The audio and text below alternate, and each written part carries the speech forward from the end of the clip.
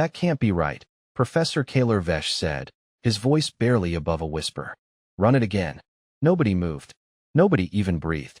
The answer was already sitting on the 40-foot display in the center of the Galactic Academy, glowing in calm blue letters that every scientist in the room had dreamed of seeing someday, just never today, and certainly never because of a 17-year-old exchange student from Earth. 3 hours earlier, the demonstration had started like every other lecture celebrating alien technological superiority. Representatives from dozens of worlds filled the auditorium while cameras streamed the event across the Galactic Science Network. At the center of the stage stood the Academy's greatest achievement, a quantum supercomputer the size of a small house, famous for solving encryption problems that ordinary civilizations considered impossible. Professor Kaler smiled with the confidence of someone who had spent 40 years proving the galaxy was built on predictable mathematics. Some codes, he explained, cannot be rushed. Even our fastest systems require years of continuous computation. A ripple of respectful applause followed. Then his eyes landed on the only human in the audience. Mason Walker sat near the back with a paper bag from the campus cafe resting on his lap. He looked more interested in his turkey sandwich than in making history. His faded blue hoodie made him stand out among polished uniforms and ceremonial robes. He had arrived late because he had gotten lost between engineering buildings and accidentally walked into the wrong laboratory before finding the auditorium. Mr. Walker, Kaler said with a polite smile that carried just enough amusement to entertain the crowd. Perhaps humanity would like to witness how real computational science is performed. A few students chuckled. Mason looked up, swallowed a bite of his sandwich, and shrugged. Sure, why not? More laughter followed.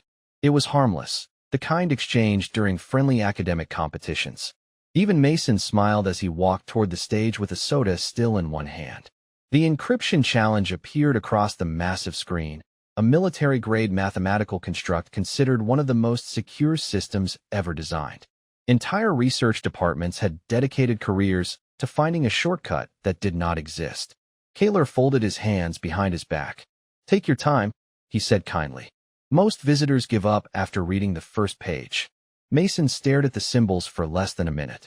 He borrowed a marker, sketched several circles and arrows on the edge of a disposable lunch napkin, nodded to himself, finished another bite of his sandwich, and quietly typed a short sequence into the Academy terminal.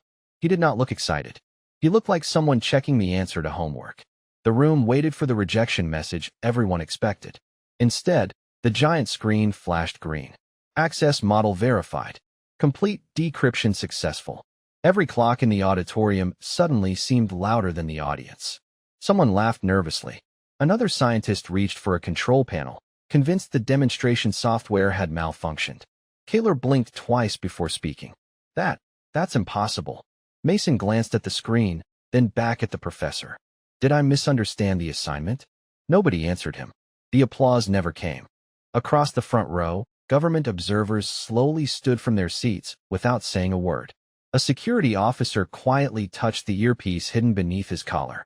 Somewhere behind the walls of the academy, doors that normally remained unlocked began closing one by one. Mason looked around, confused by the silence. If somebody else needed the computer, he said with an awkward grin, I can clear the terminal. That simple sentence somehow made the room feel even colder. Because for the first time in generations, the greatest scientific minds in the galaxy were no longer asking whether the human had cheated. They were asking a far more unsettling question. What if he hadn't?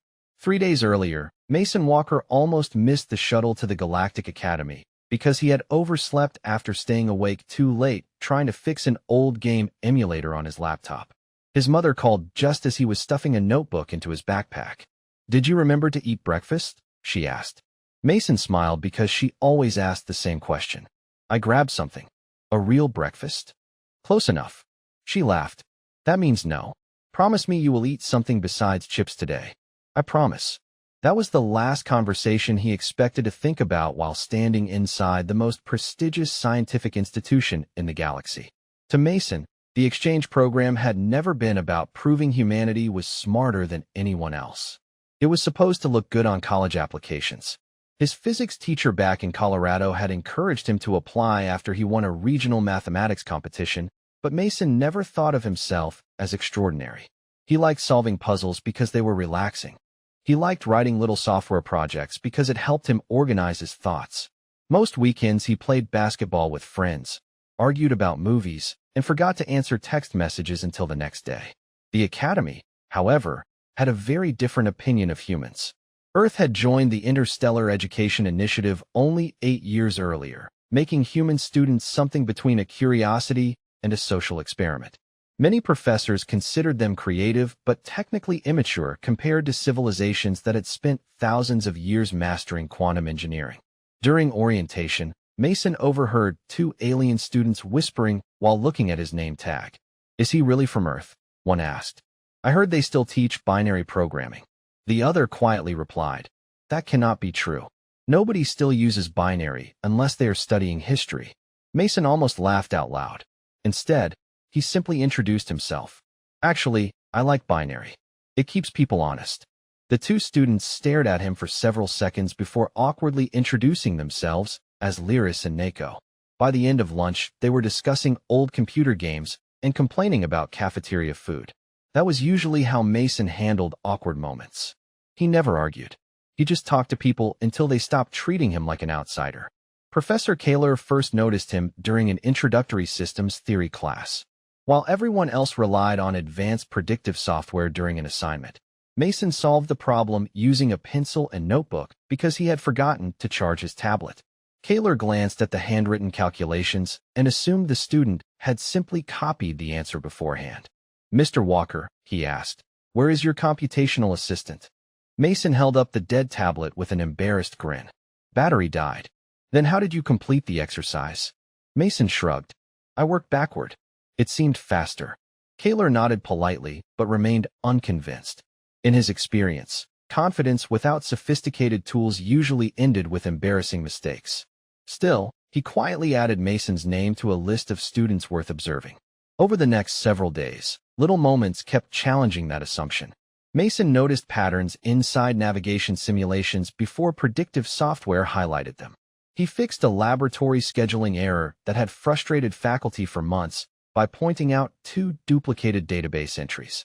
When another student struggled with an algorithm assignment, Mason spent an hour explaining the logic using pizza slices drawn on scrap paper instead of complicated equations. Nobody called him a genius. They simply thought humans had an unusual teaching style. Mason preferred it that way. The less attention he attracted, the easier life became. He had no idea that the Academy's biggest public demonstration was only 1 class away, or that a simple invitation to volunteer would quietly change the way an entire civilization viewed humanity forever. The auditorium filled faster than anyone expected that morning. Word had spread across the Academy that Professor Kaler was unveiling the newest upgrade to the Orion Cognitive Core, the most advanced quantum reasoning system ever built. Researchers, graduate students, military observers, and visiting scholars packed every seat.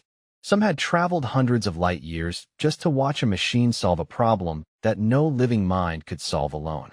Mason almost skipped the presentation. He had planned to spend the afternoon finishing a programming assignment before grabbing lunch with Lyris and Nako. Instead, Lyris convinced him to come. "You should see this," she said as they found seats near the back. "Professor Kaler only demonstrates the Orion core once a year." Mason balanced a paper bag on his knees.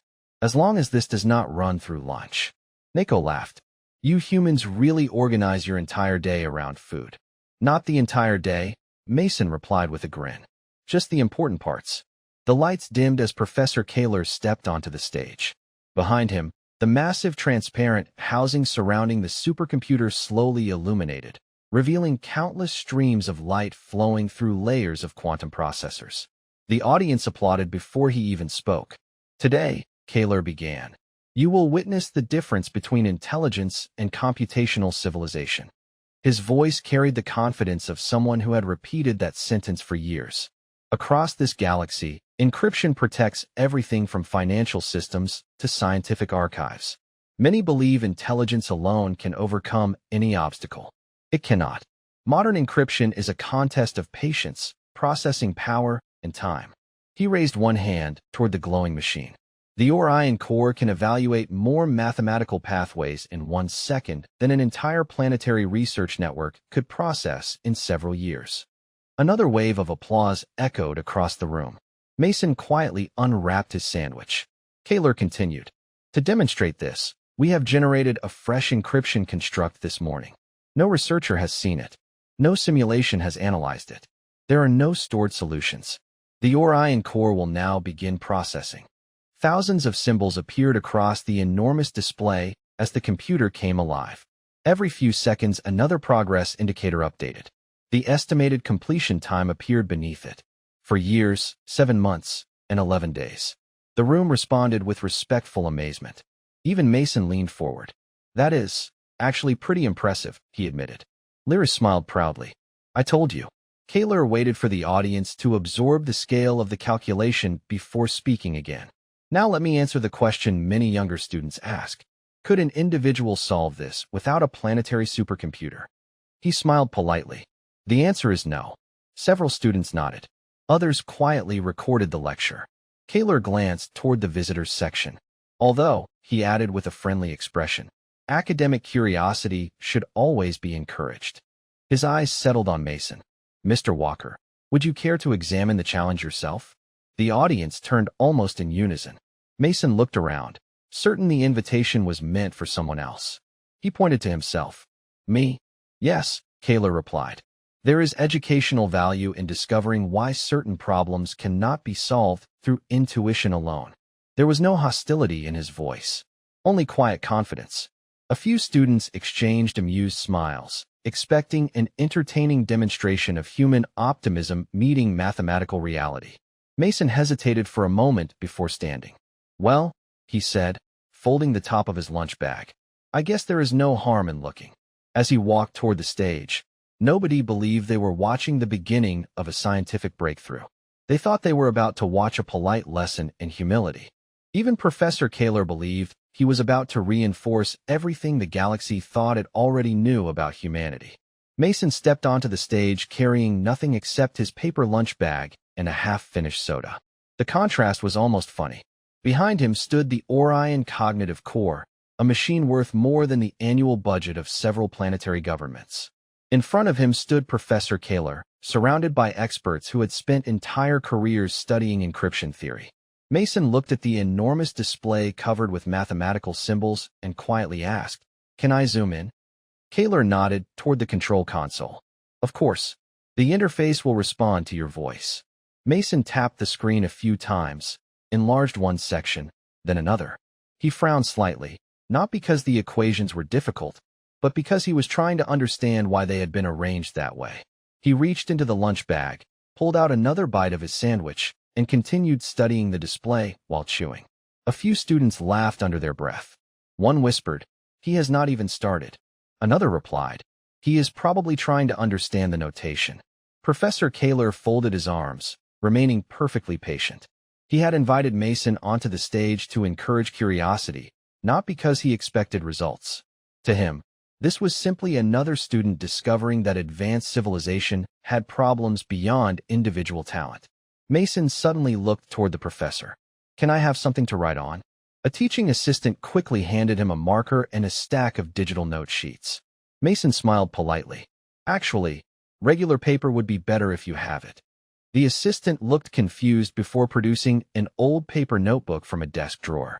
Mason thanked her, flipped to a blank page, and began sketching circles, arrows, and little boxes connected by short lines. None of it resembled the elegant mathematical notation displayed on the giant screen. Lyris leaned toward Nako in the audience. What is he drawing? Nako stared just as hard. It looks like subway routes. Mason was not writing formulas. He was reorganizing relationships. Every few seconds he crossed something out, redrew a connection, and quietly nodded to himself. Then he looked back at the display. Wait, he murmured. That pattern repeats every few layers. He erased half the page and started over. Professor Kaler watched with polite curiosity. The approach made no sense according to every established method of computational cryptography. Mason was ignoring the accepted sequence entirely. After another minute he smiled, almost as if he had finally remembered where he had seen something similar before. This kind of reminds me of an old puzzle game my dad used to play with me, he said. Several people exchanged puzzled looks. Kaler raised an eyebrow. A game? Mason shrugged. Yeah, different rules, same shortcut. Without another word, he walked to the Academy terminal. Instead of requesting access to the Orion core, he opened the manual input screen. His fingers moved calmly across the keyboard. He entered a surprisingly short sequence, paused for a second, deleted 2 characters, replaced them with 3 different ones, then leaned back. I think that should work. A graduate researcher frowned. That is not even close to enough processing steps. Mason smiled. Maybe not if you are asking the wrong question. Before anyone could respond, he pressed enter. Nothing happened for 1 long second. Then the massive display flickered. The endless streams of encrypted symbols stopped flowing. One after another, entire sections of the code reorganized themselves into readable structures, as if invisible doors had quietly unlocked from the inside. The room fell completely silent. Nobody clapped. Nobody spoke. Even the Orion core itself had stopped calculating. It no longer needed to. The answer had already been found. Professor Kaler was the first to move. He stepped toward the terminal so quickly that his chair tipped over behind him, but he never noticed. His eyes remained fixed on the display as line after line of verified decryption logs scrolled across the screen. He checked the checksum, then the authentication key, then the validation sequence. Every result came back the same. Correct. A graduate researcher rushed to the control station. The Orion core must have completed the calculation in the background. Another scientist immediately shook her head. Impossible. The processing history is still active. It never reached 1% completion. The room erupted into quiet conversations. Nobody sounded excited anymore. They sounded unsettled. Mason looked around, completely confused by the reaction. Did something break? He asked. Kaler slowly turned toward him. Mr. Walker, please step away from the terminal. Mason blinked. Sure. He took 2 steps back and picked up his soda. Security officers entered the auditorium without making a scene. They were careful not to alarm the audience, but everyone noticed them anyway. One officer politely approached Mason. Would you mind allowing us to examine your personal devices?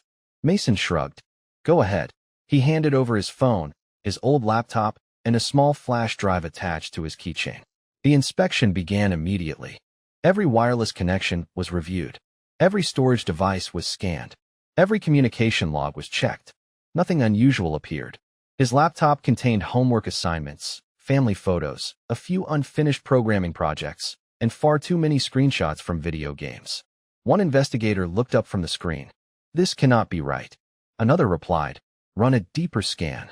While technicians searched through the devices, Professor Kaler requested access to the auditorium recordings. Every camera angle showed exactly the same sequence. Mason had walked to the stage, asked for paper, drew simple diagrams, typed a short command.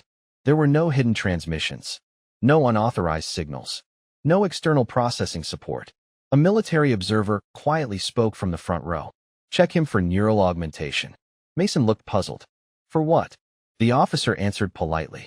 It is a routine verification. Mason nodded. Okay. A portable medical scanner passed around his head and shoulders. Seconds later, the display reported a completely normal human nervous system. No implants. No artificial processors. No enhanced memory hardware. An elderly researcher frowned at the report. Perhaps he memorized the solution before arriving. Kaler answered before Mason could speak. The encryption model was generated 38 minutes before this lecture began. It did not exist yesterday. Silence returned. Lyris watched from the audience, still trying to understand what everyone else had suddenly become afraid of. Neko whispered, "Why do they keep searching for machines?"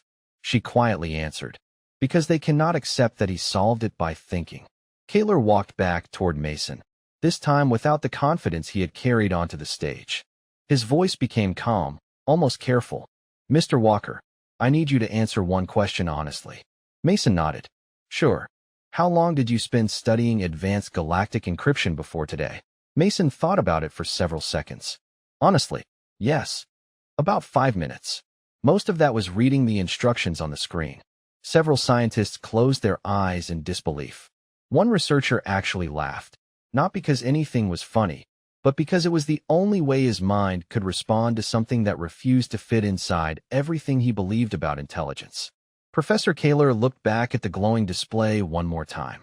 For the first time in his distinguished career, he was no longer trying to prove that the human student was wrong. He was desperately trying to understand how someone so ordinary had quietly exposed a question that none of the greatest scientific minds in the galaxy had ever thought to ask. Professor Kaler personally escorted Mason to a small conference room overlooking the Academy Gardens. It was quiet there, far away from the growing crowd gathering outside the auditorium. A tray with coffee, tea, bottled water, and fresh pastries had already been placed on the table, though neither of them touched any of it. Mason finally broke the silence. "Am I in trouble?" Kaler looked genuinely surprised. "No, quite the opposite." Mason leaned back in his chair with a relieved smile. "That is good, because I have a physics quiz tomorrow and I would rather not miss it." For a moment, Kaler simply stared at him. The young man sitting across the table did not look like someone who had just challenged decades of accepted scientific theory. He looked like a teenager wondering whether he would have enough time to finish homework before dinner. Kaler activated a small recorder on the table. "This conversation is voluntary.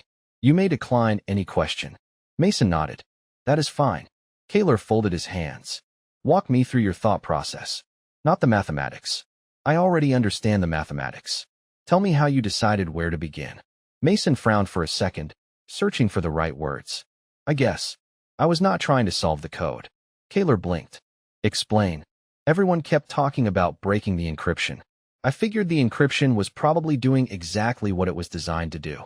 So instead of fighting it, I asked why someone built it that way in the first place." Kaler remained completely still. Mason continued. "Once I imagined the engineer instead of the equation, everything became easier." The professor slowly lowered his eyes. Every academy textbook taught students to analyze systems through computational complexity. Nobody had ever suggested beginning with the habits of the person who created the system. "Where did you learn that?" Kaler quietly asked.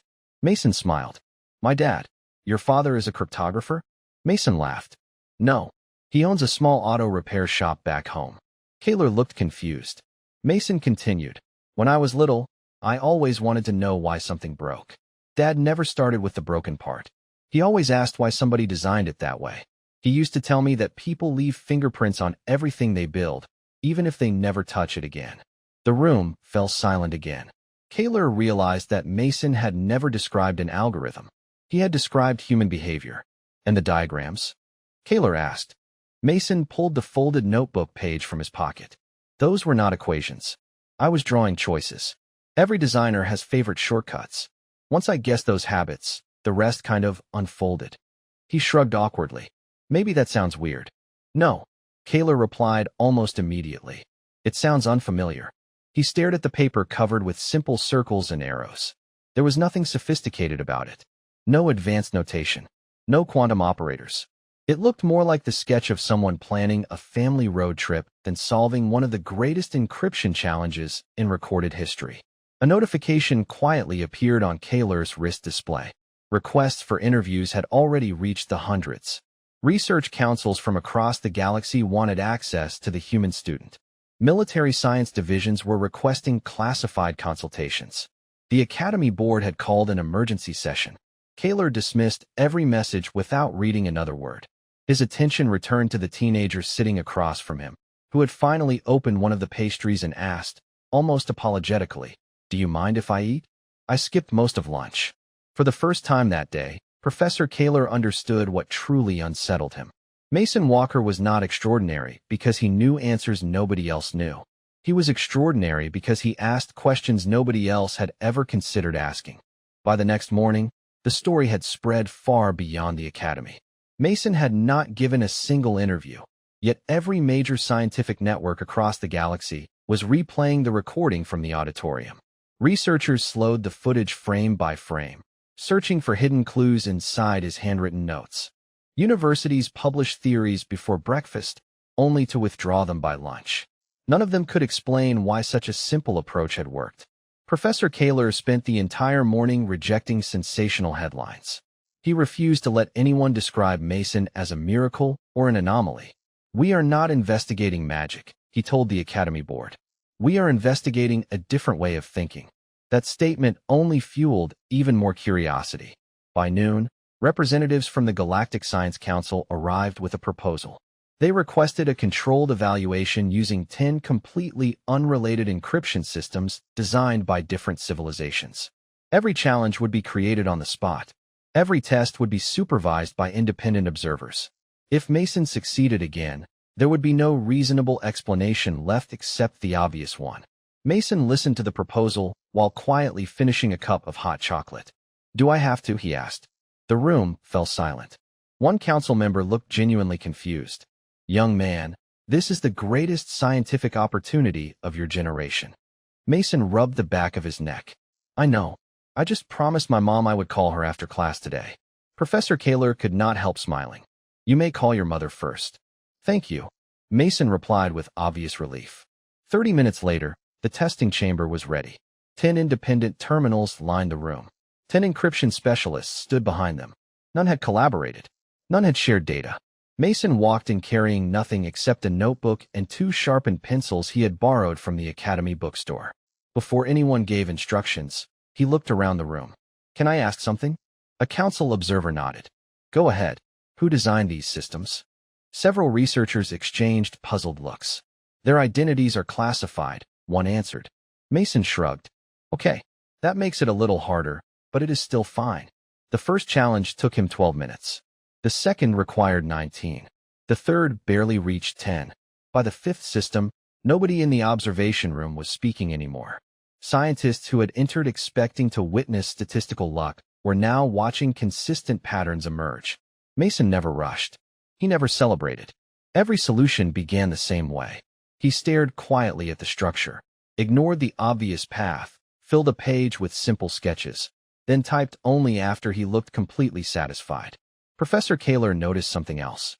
Mason smiled every time he found a mistake in his own reasoning before touching the keyboard. Failure did not frustrate him. It guided him. By late afternoon, all 10 systems had been solved. Independent verification teams confirmed every answer. The probability of random success was effectively 0. One elderly mathematician slowly removed his glasses and whispered, "We have spent centuries building faster machines when we should have been asking better questions." Across the chamber, a military liaison who had remained silent all day closed his data tablet without saying a word. He no longer looked interested in academic recognition. He looked concerned. If one ordinary human teenager could consistently recognize patterns that entire civilizations overlooked, then every secure network, every classified archive, and every strategic communication system in known space suddenly depended on one uncomfortable assumption: that there were not many more people on Earth who thought exactly the same way. The emergency session of the Galactic Science Council was supposed to be confidential, but within an hour nearly every senior research director and defense analyst in known space had joined through secure channels. Mason sat quietly at the end of the long conference table with a bottle of water in front of him, looking completely out of place among decorated scientists and government officials. He listened politely while they debated what his demonstration actually meant. One council member insisted the Academy should immediately recruit him into an elite research division. Another argued that humanity had deliberately hidden advanced educational methods from the rest of the galaxy. Mason finally raised his hand. "Can I say something?" Every conversation stopped. "Nobody taught me anything secret," he said. "I just solved problems the way my teachers back home encouraged us to." A senior researcher leaned forward. "You are telling this council that your methods are common?" Mason nodded. "Pretty much. My computer science teacher always said the first answer is usually the one everybody else already tried. If you want something different, ask a different question." The room became uncomfortably quiet. Professor Kaler noticed several defense representatives exchanging silent looks.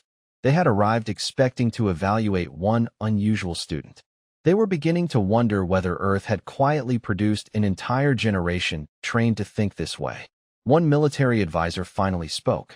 "Mr. Walker, there is one final evaluation we would like to request." Mason looked toward Professor Kaler before answering. The professor simply nodded, leaving the decision entirely to him. "What kind of evaluation?" Mason asked. "A retired encryption network once used for fleet communications. It has been inactive for decades, So there is no operational risk. Mason hesitated. You are sure nobody still depends on it? Completely certain, the advisor replied. Mason thought for a few seconds. Okay. A separate terminal was activated. Unlike the earlier demonstrations, this system contained no audience, no applause, and no cameras. Only a handful of officials watched the screen. Mason studied the structure for several minutes before gently pushing the keyboard away. I do not think I should solve this one. The advisor frowned. Why not? Mason pointed at the display. Because whoever designed this system reused ideas in other projects. Several researchers immediately looked confused. Mason continued. Engineers are creatures of habit. If this network really came from the same team, then parts of those habits probably still exist somewhere else. Professor Kaler slowly turned toward the military delegation. Is he correct? Nobody answered right away. Finally, one officer cleared his throat. Some architectural concepts may have been reused in later generations. Mason folded his hands. Then I would rather not keep going. I do not want to accidentally discover something that is still protecting people. The room fell completely silent. Moments earlier, those same officials had worried that the human teenager represented a security threat. Now they realized he had voluntarily stopped before crossing an ethical line that nobody had asked him to respect. Professor Kaler quietly smiled. Mr. Walker, he said, do you know why I believe you? Mason shrugged. Not really. Because someone interested only in proving how intelligent he was would have finished the challenge. Kaler stood and looked around the chamber. Instead, he protected information that did not even belong to his own civilization. No one argued with him. For the first time since the demonstrations had begun, the discussion shifted away from what humanity was capable of doing and towards something far more important. Why humanity, despite possessing such unusual ways of thinking, still chose to place responsibility ahead of recognition. The official report released by the Galactic Science Council was only 3 pages long. It contained no dramatic language, no celebration, and no mention of impossible achievements. It simply recommended that every member civilization immediately re-evaluate the assumptions behind its computational education, encryption theory, and problem-solving philosophy. For an institution that had not changed its core curriculum in over 600 years, those 3 pages carried more weight than any speech ever delivered inside its halls. Professor Kaler stood before a room filled with reporters 2 days later. Hundreds of questions came at him from every direction. Was the human student genetically enhanced? Did Earth secretly develop unknown computing technology? Should member worlds be concerned about their security? Kaler listened patiently before answering with the same quiet certainty that had once belonged to his old beliefs. You are asking the wrong questions. The room fell silent. We assumed intelligence could only grow by building larger machines. Humanity reminded us that sometimes intelligence grows by changing the question itself. A reporter immediately asked, then is humanity now the most intellectually advanced civilization? Kaler slowly shook his head. No, that is exactly the misunderstanding I hope we avoid. He paused before continuing. Being intelligent is not the same as believing you already know how every mind should think. Across the academy, Mason was packing his backpack for the trip home. His borrowed notebooks were stacked neatly beside his old laptop. Lyris walked into the dorm carrying a small gift box. Everyone has been looking for you all morning, she said. Mason smiled. I was doing laundry. She laughed. You accidentally changed interstellar science, and you spent the morning washing clothes? He looked genuinely confused. I ran out of clean socks. Nako handed him the small box. Inside was a simple academy notebook with signatures from students representing more than 30 worlds. There were no medals, no expensive awards, just short handwritten messages. Thank you for reminding us to stay curious. Thank you for asking different questions. Thank you for making us less certain. Mason quietly closed the notebook. This means more than I expected. As his shuttle prepared to leave, Professor Kaler met him one last time near the landing platform. Mr. Walker, he said, extending his hand, I spent most of my career teaching students to trust answers. You reminded me that progress belongs to those who never stop questioning them. Mason smiled as they shook hands. My dad always says that if everybody keeps getting stuck in the same place, maybe the road is not the problem. Maybe everyone is looking at the wrong map. Kaler chuckled softly. Your father sounds like a remarkable teacher. He would tell you he just fixes old cars. The shuttle doors opened. Mason waved goodbye, found an empty seat beside the window, and finally called home. His mother answered almost immediately. Did everything go all right? Mason looked out at the academy disappearing into the distance. Yeah, he said with a quiet smile. School was interesting. Did you remember to eat lunch this time? She asked. Mason laughed. Eventually, as the shuttle disappeared into the stars, the greatest scientific institutions in the galaxy began rewriting textbooks that had stood unchanged for centuries. Not because one human teenager had embarrassed them, but because one ordinary young man had reminded an entire civilization of something they had forgotten long ago. The biggest breakthroughs do not always come from having the fastest machine, the loudest voice, or the most impressive title. Sometimes they begin with an ordinary person who is humble enough to ask a simple question that everyone else stopped asking years ago. And that is often how the future quietly changes forever.